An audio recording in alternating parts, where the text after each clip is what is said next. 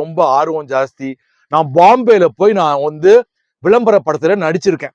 ஒரு surf XL அப்படின்ற ஒரு பெரிய விளம்பர படத்துல 50,000 ரூபாய் சம்பளம் பேசி எனக்கு முதல்ல என்னுடைய திறமையால பாத்தீங்கன்னா நான் ஃபிளைட் டிக்கெட்லாம் எனக்கு போட்டு கொடுத்து பாம்பேக்கு நான் போய் நடிச்சு சம்பாரிச்சிருக்கேன். 5 ஸ்டார் ஹோட்டல்ல எனக்கு ரூம்லாம் போட்டு கொடுத்துருக்காங்க.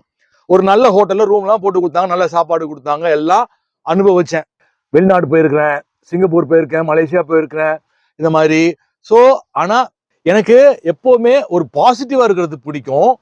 அப்போ எனக்கு ஒரு தொழில் ஆரம்பிக்கணும் அப்படின்னு எனக்கு வேலையே கிடைக்கலங்க.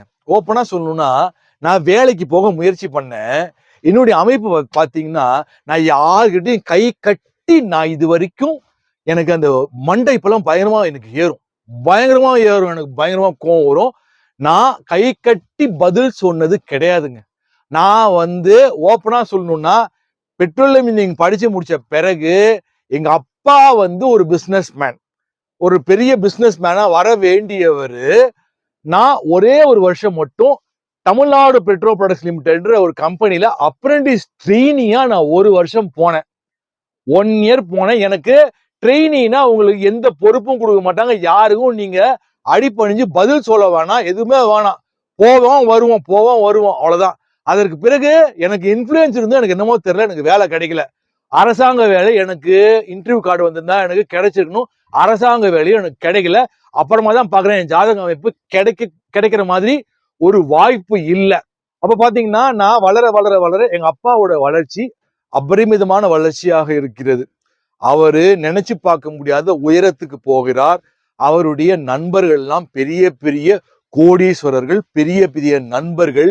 நானே யோசிச்சு பார்த்தது உண்டு. பைலட்லாம் அவருக்கு நிறைய ஃப்ரெண்ட்ஸ். அப்போ நம்ம ஏன் பைலட் படிச்சிருக்க கூடாது? அப்படிலாம் நான் நிறைய முறை யோசிச்சிருக்கேன். ஆனா நம்ம கையில எதுவுமே கிடையாது அப்படின்றது இன்னைக்கு ஜோதிடத்தை நான் முழுமையாக நம்புவதால் எல்லாம் அவன் செயல், எல்லாம் ஆதிபத்தியத்தின் செயல் அப்படின்னு நான் ஒரு முடிவுக்கு வந்துட்டேன். அதான் நண்பருக்கும் சொன்னேன், நீங்க எதுவுமே பண்றது இல்லை, எல்லாமே உங்களை தூண்டி விடும், பண்ணும். முடிஞ்ச மட்டும் நாம தெரிஞ்சுக்கிட்டு, இப்ப என்ன மாதிரி ஒரு ஜோதிடர் சொல்றாரு அப்படின்னா அந்த பாயிண்ட புடிச்சுக்கிட்டு சொன்னாரு அப்படின்னு கொஞ்சம் பத்திரமா இருக்கணும்.